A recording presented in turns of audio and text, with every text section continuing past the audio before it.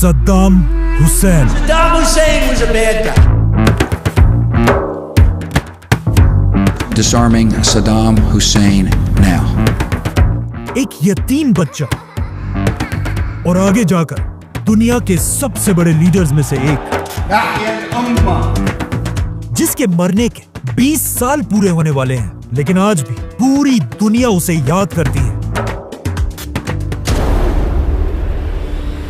सद्दाम हुसैन के मुल्क इराक का इस्लाम के साथ बहुत ही गहरा ताल्लुक है, क्योंकि इस्लाम के बड़े बड़े पैगंबर इब्राहिम अलैहिस्सलाम, लूत अलैहिस्सलाम और यूनुस अलैहिस्सलाम सब इराक में ही पैदा हुए थे।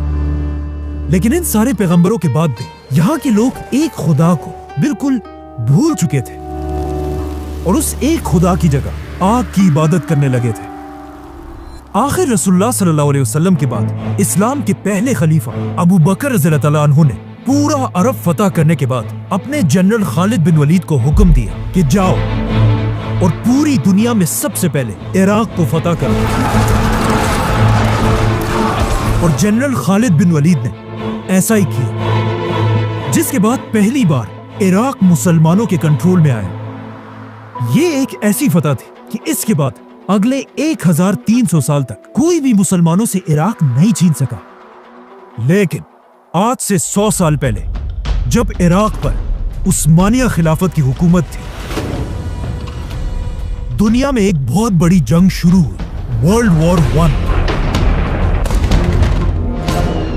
जिसमें ब्रिटिश एम्पायर ने पहली बार मुसलमानों से इराक छीन लिया और इसे छीनने के बाद यहां पर इराक में अपना एक पपेट बादशाह बिठाया। और सिर्फ यही नहीं, बल्कि पूरे अरब में हर जगह अपने पपेट बादशाह बिठाए।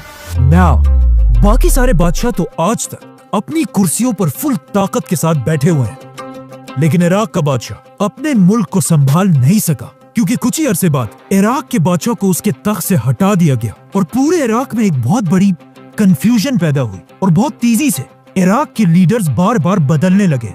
अब इराक के इसी कंफ्यूजन के दरमियान इराक के एक छोटे से गांव में एक यतीम बच्चा पैदा हुआ, जिसका नाम था सद्दाम हुसैन। कुछ लोग उसे एक हीरो समझते हैं और कुछ एक जालिम डिक्टेटर।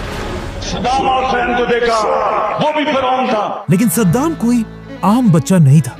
उसके पैदा होने से पहले उसका बाप मर चुका था और जब सद्दाम की माँ को उसके शौहर के मरने का पता चला, उसने सद्दाम के पैदा होने से पहले सुसाइड करने की कोशिश की। एक यतीम बच्चा होने की वजह से सद्दाम हुसैन को बचपन से उसके दोस्त तंग किया करते थे, जिसकी वजह से कहा जाता है कि सद्दाम हुसैन बहुत छोटी सी उम्र में अपने साथ हमेशा एक स्टील रॉड लेकर फिरता था और जो भी बच्चा उसे तंग करता था वो सीधा उस स्टील रॉड को उसके सर पर मारता था।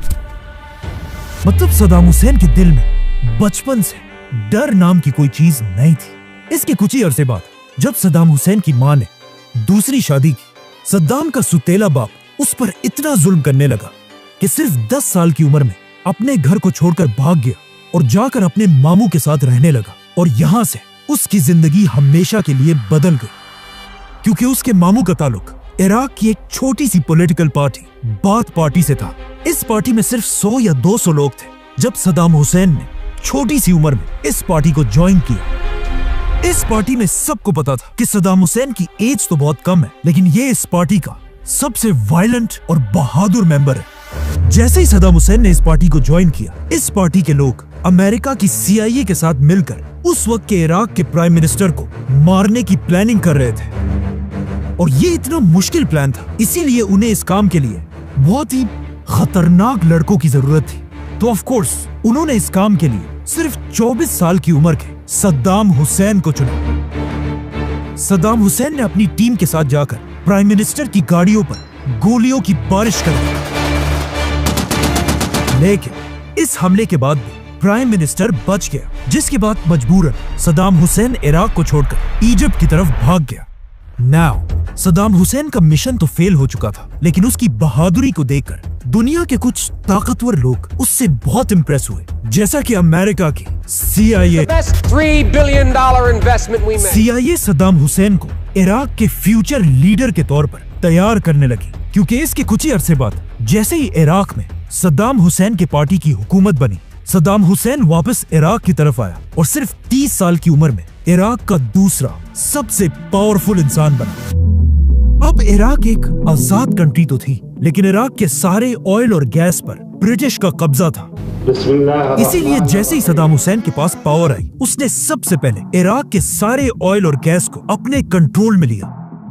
और यहाँ से सद्दाम हुसैन इराक के लोगों के लिए एक हीरो बनने लगा, क्योंकि जैसे ही उसने इराक की ऑयल को अपने कंट्रोल में लिया, अचानक एक बार फिर 1973 में इजराइल और अरब की एक बहुत बड़ी जंग शुरू हुई। अरब ममालिक ने इजराइल को हर तरफ से घेर लिया था, लेकिन इस जंग में इजराइल को सुपर पावर अमेरिका की फुल सपोर्ट हासिल थी। और इसी अमेरिका की सपोर्ट की वजह से इजराइल ने आसानी से बड़े बड़े अरब ममालिक को हरा दिया। ये देखकर सऊदी अरब के बादशाह किंग फैसल को अमेरिका पर बहुत गुस्सा आया और उसने अमेरिका को सबक सिखाने के लिए सारे अरब कंट्रीज को जमा किया और सब ने मिलकर ये फैसला किया कि हम आज के बाद इजराइल के दोस्तों मतलब अमेरिका को अरब का ऑयल नहीं बेचेंगे। और ये अमेरिका के लिए एक बहुत बड़ा धचका था, क्योंकि उस जमाने में अमेरिका अपना 80% तेल अरब ममालिक से खरीदता था। तो जैसे ही किंग फैसल ने अमेरिका पर यह पाबंदी लगाई, पूरी दुनिया में ऑयल की प्राइस डबल नहीं, ट्रिपल नहीं, बल्कि 4 गुना बढ़ गई। मतलब एक बैरल ऑयल की कीमत $3 से $12 बन गई। अब ये सब तो अमेरिका को कमजोर करने के लिए था, लेकिन इसका सबसे बड़ा फायदा इराक के यंग लीडर सद्दाम हुसैन ने उठाया। सद्दाम हुसैन ने ऑयल की इन नई प्राइसेस को यूज करके इराक को एक मॉडर्न कंट्री बनाया। इराक के हर गांव तक बिजली पहुंचाई, इराक के लोगों के लिए फ्री स्कूल्स और हॉस्पिटल्स बनाए। इन शॉर्ट सद्दाम हुसैन ने इराक को इतना मजबूत किया कि इराक का एक दिनार $3 के बराबर था। और इस सब के साथ साथ सद्दाम हुसैन ने इराक की पूरी आर्मी को अपने कंट्रोल में लिया। लेकिन ये सारी बातें तो एक तरफ, यहाँ से सद्दाम हुसैन को अपनी जिंदगी की सबसे बड़ी इंस्पिरेशन मिली। अमेरिका में हॉलीवुड की एक फिल्म रिलीज हुई, द गॉडफादर, जो एक माफिया डॉन कॉर्लियोन फैमिली की कहानी है। In my home, in my bedroom. कहा जाता है कि सद्दाम हुसैन को ये फिल्म इतनी पसंद है That was his favorite film. He loves to watch the movie The Godfather. कि उसने अपनी पर्सनैलिटी बिल्कुल बदल दी और इस फिल्म की हर चीज को कॉपी करने लगा। मतलब जैसे कपड़े गॉडफादर का हीरो पहनता था, वही कपड़े सद्दाम हुसैन भी पहनने लगा। जैसी टोपी वो पहनता था, सद्दाम भी वही टोपी पहनने लगा। और सबसे इम्पोर्टेंट, दोनों बिल्कुल एक ही स्टाइल में सिगार पिया करते थे। इन शॉर्ट, इन सारी चीजों की वजह से अब सद्दाम हुसैन इराक का सबसे ताकतवर इंसान बन चुका था, इवन इराक के प्रेसिडेंट से भी ज्यादा। तो ऑफ कोर्स सद्दाम हुसैन ने इराक के प्रेसिडेंट को हुक्म दिया कि तुम अब बूढ़े हो चुके हो, तुमसे ना हो पाएगा, चुपचाप रिजाइन करो और सीधा अपने घर जाओ। नाउ जैसे ही सद्दाम हुसैन प्रेसिडेंट बना, पूरी दुनिया ने देखा कि बहुत अरसे बाद बिल्कुल हिटलर की तरह एक नया लीडर सामने आ चुका है। क्योंकि प्रेसिडेंट बनने के सिर्फ 6 दिन बाद सद्दाम हुसैन ने अपने सारे पार्टी मेंबर्स की एक मीटिंग बुलाई और सबको अपने सामने बिठाकर कहा कि मुझे इराक के तख्त से हटाने की एक बहुत बड़ी साजिश की गई है और जिन लोगों ने ये साजिश की है वो सब इस वक्त इस कमरे में मौजूद है। ये सुनकर नीचे बैठे सारे लोगों को सांसें बिल्कुल बंद हो गई, लेकिन सद्दाम हुसैन ने बिल्कुल आराम से सबसे पहले अपना सिगार लगाया और फिर हर उस शख्स का नाम लेने लगा जो इस साजिश में शामिल था। सद्दाम हुसैन ने यह हुक्म दिया था कि मैं जिसका भी नाम लूं वो चुपचाप उठकर हॉल से बाहर निकल जाए। कुछ लोग आराम से बाहर चले गए और कुछ को जबरदस्ती निकाला गया। इस तरह सद्दाम हुसैन ने टोटल 68 लोगों के नाम लिए, जिनमें से कुछ को तो जेल में डाल दिया और बाकियों को गोलियां मार दी गई। जो लोग हॉल में बच गए वो जोर जोर से सद्दाम हुसैन के नाम के नारे लगाने लगे और इस तरह सद्दाम हुसैन ने अपनी खौफ से भरी बादशाहत शुरू की। मतलब इस वक्त सद्दाम हुसैन अपनी ताकत की पीक पर था, लेकिन यहाँ पर उसने अपनी जिंदगी की पहली बड़ी गलती की। सद्दाम ने ईरान के सुप्रीम लीडर आयतुल्लाह खुमैनी पर हमला कर दिया। 1979 में जब सद्दाम हुसैन इराक का लीडर बना, वहां at the same time Iran में भी एक नई हुकूमत बनी, आयतुल्लाह खुमैनी। इमाम खुमैनी का इनकलाब इतना बड़ा था कि पूरी दुनिया उनसे डरने लगी थी। Iran will never have a nuclear weapon. Khomeini ने ईरान के एक बहुत ही ताकतवर बादशाह को उसके तख्त से हटा दिया था, और अब इमाम खुमैनी बाकी अरब मुमालिक के लोगों को भी इंस्पायर कर रहे थे कि वो भी उठे और अपने बादशाहों के खिलाफ बगावत कर दें। इसीलिए सारे अरब बादशाह ईरान के इमाम खुमैनी से नफरत करने लगे थे। और सिर्फ अरब कंट्रीज नहीं, इमाम खुमैनी बार बार अपने स्पीचेस में सुपर पावर अमेरिका और उसके दोस्त इजराइल को धमकियां दे रहे थे। लेकिन फिर भी सबसे ज्यादा और सबसे बड़ा खतरा इमाम खुमैनी से एक ही शख्स को था, सद्दाम हुसैन। क्योंकि सद्दाम हुसैन इराक का एक सुन्नी प्रेसिडेंट था और इराक की ज्यादातर अवाम शिया थी, जो अपना असल लीडर सद्दाम हुसैन को नहीं बल्कि इमाम खुमैनी को मानते थे। और इस बात का सद्दाम हुसैन को बहुत अच्छी तरह पता था। यहाँ तक कि एक बार सद्दाम हुसैन ने ईरान के आयतुल्लाह खुमैनी को दज्जाल भी कहा। इसीलिए प्रेसिडेंट बनने के सिर्फ एक साल बाद सद्दाम हुसैन ने सुपर पावर अमेरिका और अरब बादशाहों की फुल सपोर्ट के साथ ईरान में आयतुल्लाह खुमैनी की हुकूमत पर हमला कर दिया और बहुत तेजी से ईरान से ये सारा इलाका फतह कर लिया, जिसकी वजह से दोनों साइड से हजारों मुसलमान मरने लगे।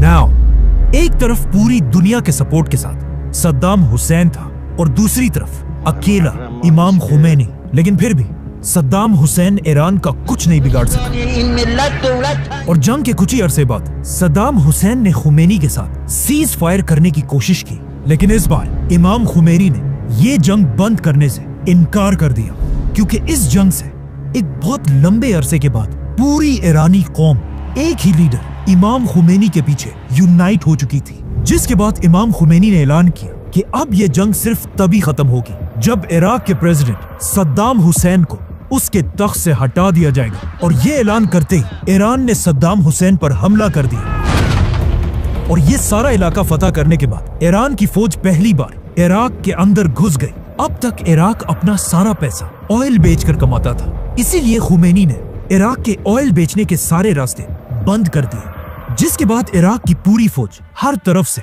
पीछे हटने लगी। अब फाइनली सद्दाम हुसैन डरने लगा था, क्योंकि उसकी हुकूमत के पास पैसे बिल्कुल खत्म होने वाले थे। तो सद्दाम हुसैन मजबूरन हर किसी से, अमेरिका, सऊदी, कुवैत, सबसे कर्जे लेने लगा।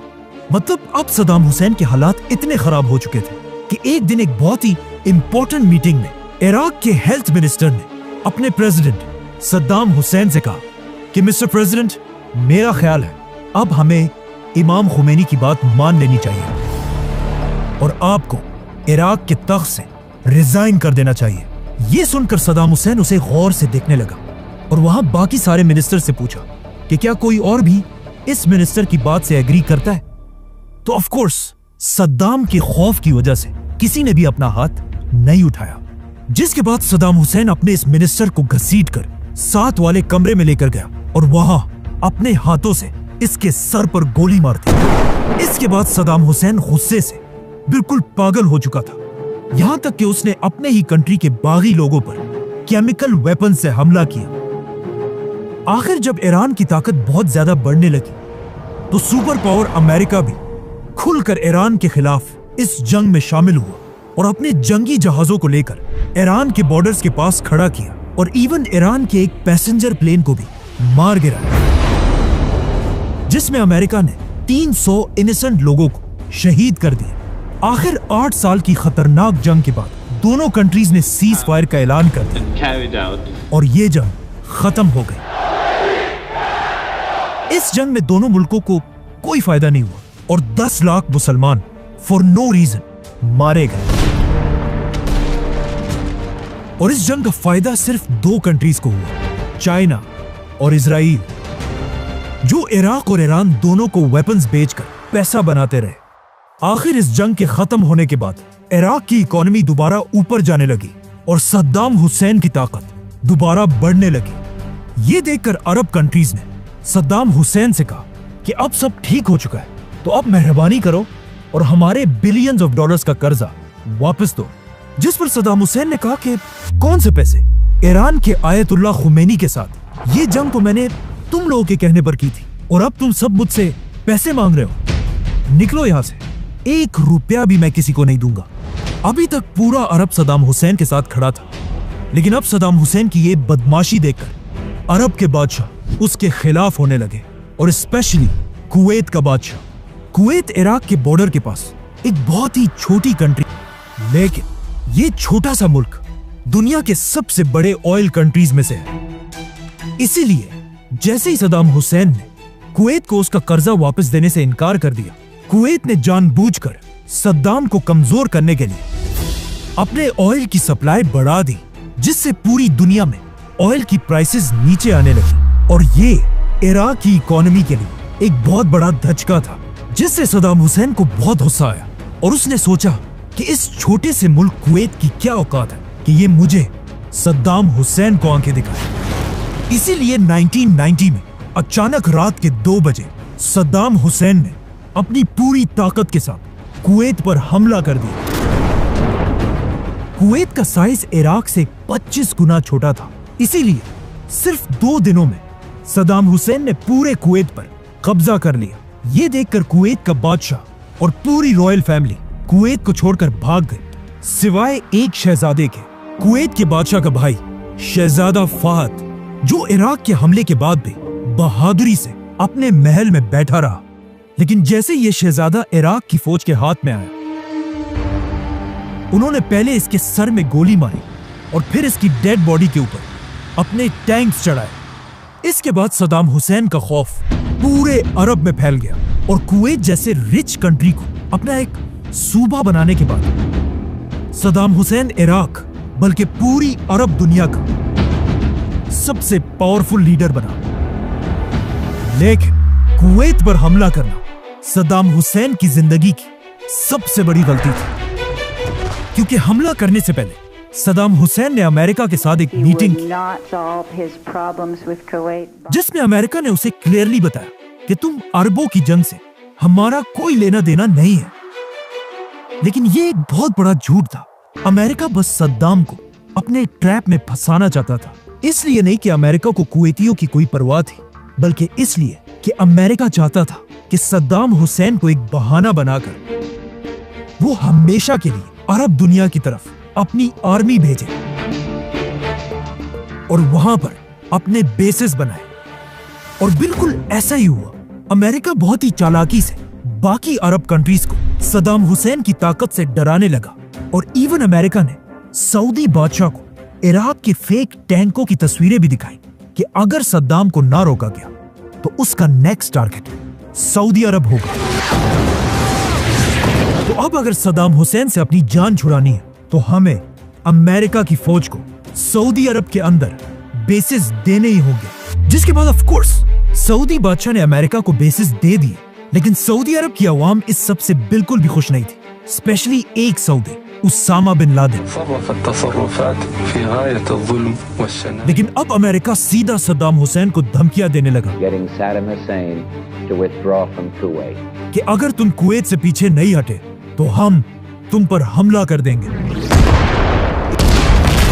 लेकिन जब सद्दाम पीछे नहीं हटा तो अमेरिका ने अरब में अपने नए बेसिस से सद्दाम हुसैन की फौज पर हमला कर दिया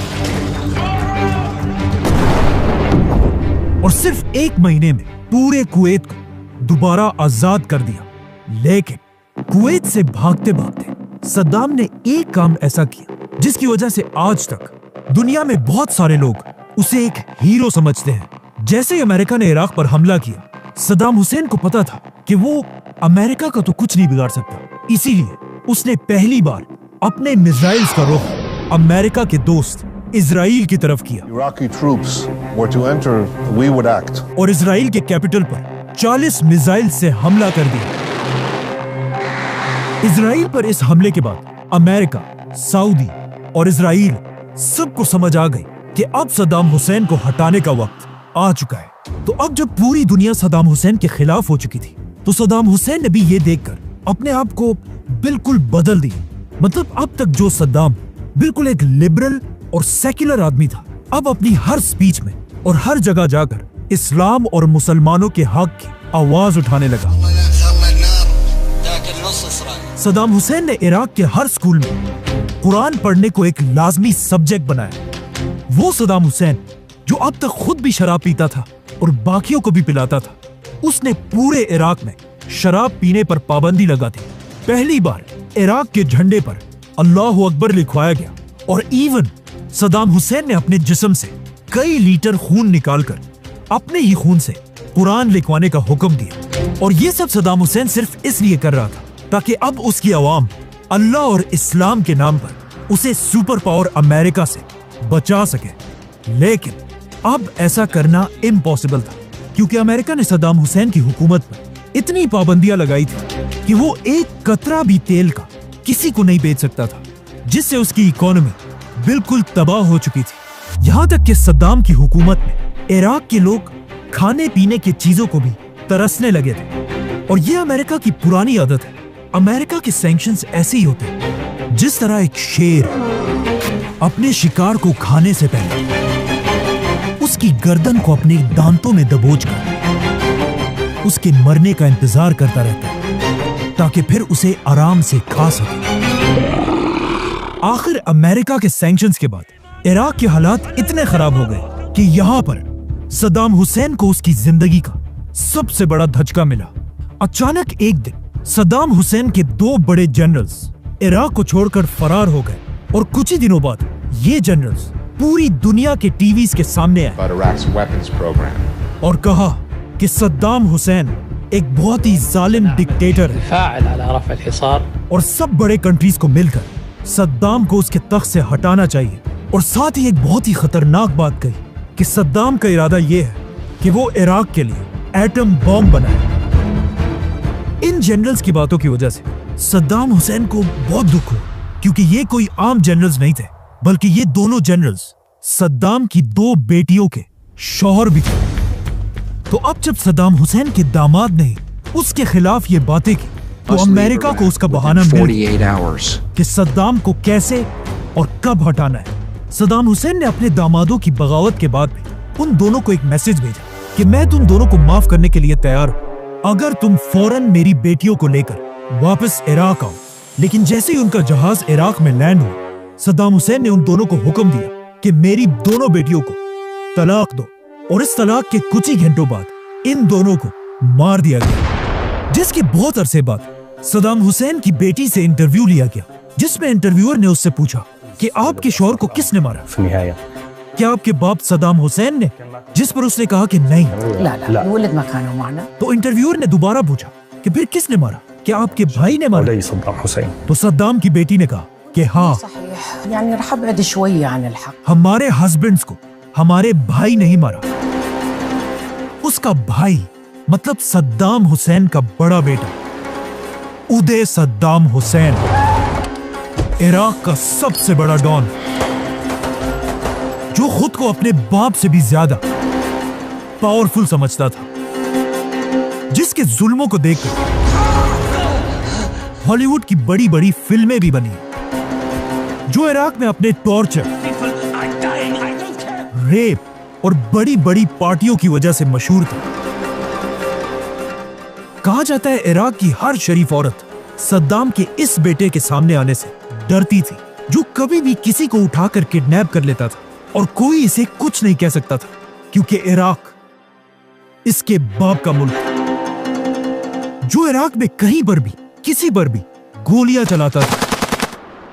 सद्दाम हुसैन इन्हीं हरकतों की वजह से अपने इस बेटे से बहुत तंग था, लेकिन वो क्या करता, इसे कुछ कह भी नहीं सकता था। क्या करूं मैं इसका? क्या करूं? मार भी नहीं सकता। प्यार जो करता है मुझसे। जिसके गैराज में दुनिया की हर लग्जरी गाड़ी खड़ी थी, लेकिन सद्दाम अपने सारे गंदे काम भी अपने इसी बेटे से कराया करता था। इसीलिए अपने बेटियों के शौहरों को मारने का टास्क भी सद्दाम ने अपने इसी बेटे को दिया, जिसने जाकर उन्हें कुछ ही घंटों में मार दिया। अब सद्दाम हुसैन के दोनों दामाद मर तो गए थे, लेकिन उनकी की हुई बातें अब भी जिंदा थी। सद्दाम के केमिकल और एटम बॉम्ब। अब अमेरिका को सद्दाम हुसैन पर हमले का बहाना मिल चुका था, लेकिन वो बस दुनिया में किसी ऐसे इवेंट का इंतजार कर रहे थे जिससे वो आसानी से इराक पर हमला कर सके। और ऐसा ही हुआ। नई सदी के शुरू होते ही अमेरिका के वर्ल्ड ट्रेड सेंटर पर हमला किया गया। अमेरिका के प्रेसिडेंट जॉर्ज बुश ने बहुत कोशिश की कि किसी तरह इस हमले का इल्जाम वो इराक के सद्दाम हुसैन पर लगा सके और फिर इराक पर हमला करके अमेरिका वहां की पूरी ऑयल पर कब्जा कर ले। लेकिन बहुत कोशिश करने के बाद भी जब उसे कोई सबूत नहीं मिला तो उसने मजबूरन इराक को छोड़कर अफगानिस्तान पर हमला कर दिया। लेकिन अब मसला यह था कि अफगानिस्तान अमेरिका से हजारों किलोमीटर दूर है और अमेरिका को अपने टैंक्स, जहाज और ट्रक्स इतने दूर भेजने के लिए एक बार फिर बहुत ज्यादा ऑयल की जरूरत थी। इसीलिए अफगानिस्तान पर हमले के कुछ ही अरसे बाद अमेरिका एक बार फिर इराक के सद्दाम हुसैन पर झूठे इल्जाम लगाने लगा। अमेरिका सद्दाम हुसैन के उसी दामाद का इंटरव्यू बार बार चलाने लगा जिसमें उसने क्लियरली कहा था कि सद्दाम हुसैन के पास केमिकल और एटम बॉम्ब है। लेकिन ये सब बिल्कुल झूठ था, क्योंकि जब यूएन ने इन बॉम्ब्स को ढूंढने के लिए अपनी टीम इराक की तरफ भेजी तो उन्हें पूरे इराक में ऐसा कोई भी बॉम्ब नहीं मिला। लेकिन फिर भी अमेरिका अपने झूठ से पीछे नहीं हट रहा था। तो अब अमेरिका जैसे सुपर पावर को रोकने के लिए दुनिया के आम लोग सड़कों पर आए। दुनिया की 600 सिटीज में 3 करोड़ लोगों ने मिलकर इराक पर हमले के खिलाफ प्रोटेस्ट किए, जो आज तक दुनिया की तारीख का सबसे बड़ा प्रोटेस्ट है। लेकिन अमेरिका को इन चीजों की कोई परवाह नहीं थी। वो इराक के ऑयल के पीछे पागल हो चुका था। इसीलिए 2003 में अमेरिका का प्रेसिडेंट अचानक टीवी पर आया और उसने कहा, सद्दाम हुसैन और उसके दोनों बेटों के पास सिर्फ 2 दिन का टाइम है कि वो इराक को छोड़कर भाग जाए, वरना अमेरिका उन पर ऐसा हमला करेगा जिसे पूरी दुनिया याद रखेगी। लेकिन of course Saddam Hussain America जैसी सुपर पावर की धमकी के बाद भी अपने तख्त पर बैठा रहा। सद्दाम हुसैन और उसके बेटे इराक को छोड़कर कहीं नहीं गए। तो अब अमेरिका के पास और कोई ऑप्शन नहीं था। अमेरिका ने अपनी फुल ताकत के साथ इराक पर हमला कर दिया। अमेरिका और उसके साथियों ने मिलकर इराक पर हजारों बॉम्ब्स गिराए। अब तक सद्दाम इतना कमजोर हो चुका था कि अमेरिका ने सिर्फ 1 महीने में पूरे इराक पर कब्जा कर लिया। ये देखकर ऑफ कोर्स सद्दाम हुसैन और उसके दोनों बेटे अमेरिका की फौज से भागकर अलग अलग जगहों पर छुप गए, जिसके बाद अमेरिका की फौज हर तरफ इन बाप बेटों को ढूंढने लगी और पूरे इराक में ऐलान किया कि सद्दाम के बेटों की सर की कीमत $15 मिलियन है और बाप के सर की कीमत $25 मिलियन। अब सद्दाम हुसैन को ढूंढना तो बहुत मुश्किल था, लेकिन उसके दोनों बेटे एक साथ अपने एक बहुत ही करीबी दोस्त के घर छुप कर बैठे थे, जहाँ कहा जाता है कि ये दोनों भाई कई दिन तक सारा दिन वीडियो गेम्स खेला करते थे। लेकिन जैसे ही अमेरिका ने इन दोनों की सर की कीमत $15 मिलियन रखी, इनका ट्रस्टेड दोस्त भी इन पैसों के लालच में आया और अपनी दोस्ती को भूल गया।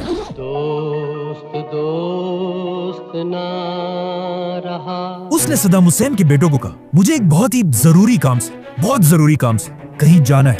ये दोस्त सीधा अमेरिका की CIA के पास गया और उन्हें कहा कि मेरे पास सद्दाम के दोनों बेटे हैं। ये सुनते ही अमेरिका ने उसे $30 मिलियन का इनाम दिया, जो आज 13 अरब रुपए बनते हैं, मतलब 1300 करोड़ रुपए। अमेरिका ने ये सारे पैसे उस दोस्त को दिए और जाकर सद्दाम के दोनों बेटों के घर को हर तरफ से घेर लिया। लेकिन सरेंडर करने के बजाय सद्दाम के दोनों बेटों ने अमेरिका की फौज पर क्लाशनकोफ और रॉकेट लॉन्चर से हमला कर दिया। आखिर 3 घंटों की सख्त लड़ाई के बाद अमेरिका ने इन दोनों भाइयों को मिसाइल से उड़ा दिया।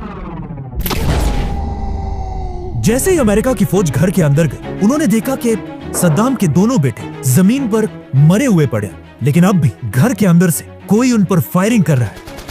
जब उन्होंने गौर से देखा तो उन्हें पता चला कि ये तो एक छोटा सा बच्चा है जो उन पर फायरिंग कर रहा है। ये छोटा सा बच्चा कोई और नहीं बल्कि सद्दाम का पोता मुस्तफा सद्दाम हुसैन था, जो इतनी छोटी सी एज में भी अमेरिकन के सामने सरेंडर करने को तैयार नहीं था। जिसके बाद अमेरिका ने इस बच्चे पर भी फायरिंग करके उसे मार दिया। अब जब ये खबर उनके बाप सद्दाम हुसैन तक पहुंची और उन्हें बताया गया कि आपके दोनों बेटों को मार दिया गया, तो उसने सबसे पहले पूछा कि क्या मेरे बेटों ने सरेंडर किया या अमेरिकन के साथ लड़कर शहीद हुए। तो उन्हें बताया गया कि आपके दोनों बेटे अपने खून के आखिरी कतरे तक अमेरिका की फौज के साथ लड़ते रहे। ये सुनते ही सद्दाम हुसैन ने कहा कि या अल्लाह, आपका बहुत शुक्र है कि आपने मुझे ऐसे बहादुर बेटे दिए। जिसके बाद सद्दाम हुसैन ने रेडियो पर आकर एक स्पीच की और कहा कि मेरे दोनों बेटों को शहीद कर दिया गया, लेकिन अगर मेरे ऐसे ही 100 और बेटे होते, मैं उन सबको अपनी कौम के लिए कुर्बान कर देता। आखिर कई महीनों तक सद्दाम हुसैन को ढूंढने के बाद अमेरिका को इस बात का पता चला कि सद्दाम हुसैन एक खास मछली मसगूफ बहुत ही शौक से खाता है, और इसी मछली की खबर को फॉलो करते करते सद्दाम हुसैन का पुराना दोस्त अमेरिका की फौज को उसके घर तक लेकर आया, जो एक बहुत ही खराब और टूटी हुई झोंपड़ी थी। लेकिन इस झोंपड़ी के अंदर भी अमेरिकन को कोई नहीं मिला। जैसे ही अमेरिका की फौज इसे एक झूठी खबर समझकर वापस जाने वाली थी, उस शख्स ने, सद्दाम के दोस्त ने, अपने पांव से एक रस्सी की तरफ इशारा किया और कहा, इसे खींचो। इस रस्सी का पीछा करते करते अमेरिका की फौज एक जमीन में एक सुरंग तक पहुंची। अमेरिका का एक फौजी जैसे ही इस सुरंग में अपना ग्रेनेड फेंकने वाला था, अचानक उस सुराख के अंदर से एक लंबी दाढ़ी वाला शख्स निकला और कहा, मैं हूं इराक का प्रेसिडेंट सद्दाम हुसैन और मैं सरेंडर करने के लिए तैयार हूं। दुनिया के सबसे महंगे पैलेसेस और लग्जरी गाड़ियों में फिरने वाला सद्दाम अब एक ऐसे सुरंग से पकड़ा गया जिसमें खड़े होने की जगह भी नहीं थी, और उसके अंदर सिर्फ एक लाइट और एक छोटा सा पंखा लगा हुआ था। अमेरिका ने सद्दाम हुसैन को इसके बाद कई अरसे तक अपने कैद में रखा, और आखिर 1 साल बाद सद्दाम हुसैन को पूरी दुनिया के कैमरों के सामने इराक की अदालत में पेश किया गया। दुनिया ये देखकर हैरान रह गई कि अब ये वो पुराना पावरफुल और मगरूर सद्दाम हुसैन नहीं, बल्कि एक सफेद दाढ़ी वाला कमजोर और बूढ़ा आदमी था। लेकिन जैसे ही जज ने इस बूढ़े सद्दाम से उसका नाम पूछा, तो सद्दाम हुसैन ने उसे कहा कि मेरा नाम पूरा इराक बल्कि पूरी दुनिया जानती है,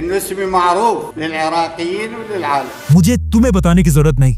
मतलब अब सब कुछ खोने के बाद भी सद्दाम अपना सर झुकाने के लिए तैयार नहीं था। सद्दाम बार बार उन जजेस से कहता था कि तुम लोग कोई जज वज नहीं हो, बल्कि सिर्फ अमेरिका के एजेंट्स हो, और उनका मजाक उड़ाने के लिए बार बार अदालत में उन पर हंसता रहता था, और कभी पूरे केस को रोककर सबको नमाज पढ़ने का कहता था, और कभी पूरी अदालत का ही बॉयकॉट कर देता था। आखिर सद्दाम हुसैन अपनी इन केसेस की वजह से दोबारा एक हीरो बनने लगा था। इसीलिए 2006 में फाइनली अदालत ने सद्दाम हुसैन को मौत की सजा सुनाई। नाउ अपनी मौत की सजा सुनते ही सद्दाम हुसैन रोने धोने के बजाय जोर जोर से इजराइल और अमेरिका के खिलाफ नारे लगाने लगा, और उसने बार बार फलस्तीन और मुसलमानों के हक के लिए भी नारे लगाए। सद्दाम हुसैन की जिंदगी की आखिरी ख्वाहिश ये थी कि मुझे एक सोल्जर की तरह एक गन से शूट कर दिया जाए, लेकिन उसकी ये डिमांड रिजेक्ट कर दी गई, और उसके कुछ ही दिनों बाद उसे पूरी दुनिया के सामने फांसी दे दी गई, जिसकी वीडियो आज तक YouTube पर पड़ी हुई है, लेकिन उसे यहाँ नहीं दिखा सकते। सद्दाम को हटाने के बाद अमेरिका का ख्याल था कि इराक अब एक बहुत ही पीसफुल कंट्री बन जाएगी, लेकिन ऐसा बिल्कुल भी नहीं हुआ, क्योंकि सद्दाम को हटाने के बाद अमेरिका ने कुछ बहुत बड़ी बड़ी गलतियां की। अमेरिका की फौज ने इराक में लाखों लोगों को मारा, इराक में शिया सुन्नी जंग दोबारा शुरू की, और सबसे बड़ी गलती यह थी कि उन्होंने सद्दाम हुसैन की पूरी फौज को उनकी जॉब से हटाकर घर जाने का हुक्म दिया, जिसकी वजह से एक ही रात में लाखों लोगों की फौज, जिनके पास गन्स, वेपन्स, सब कुछ था, जॉबलेस हो गए और इराक में अपनी मर्जी की एक नई फौज बनाने लगे। ये देखकर सद्दाम की लाखों की फौज और उनके जनरल्स में गुस्सा दोबारा बढ़ने लगा, और वो इराक में हर जगह जमा होकर एक नई, इससे भी बड़ी बगावत की प्लानिंग करने लगे, जिसको आगे जाकर नाम मिला। अमेरिका के हमले के बाद इराक के हालात इतने खराब हुए कि इराकी अमेरिकन से नफरत करने लगे, यहाँ तक कि जब अमेरिका के प्रेसिडेंट जॉर्ज बुश ने पहली बार इराक विजिट किया, तो उनके सर पर लाइव जूते भी मारे गए। इराक पर हमला अमेरिका ने झूठ बोलकर किया था। You killed a million people in Iraq. और ये बात आज पूरी दुनिया मानती है। The war in Iraq was a big fat mistake. George Bush made a mistake. Saddam Hussain के फांसी के बाद पूरी दुनिया के अरब लीडर्स की एक बहुत बड़ी मीटिंग हुई, जिसमें अरब के सारे बड़े बड़े बादशाह बैठे हुए थे।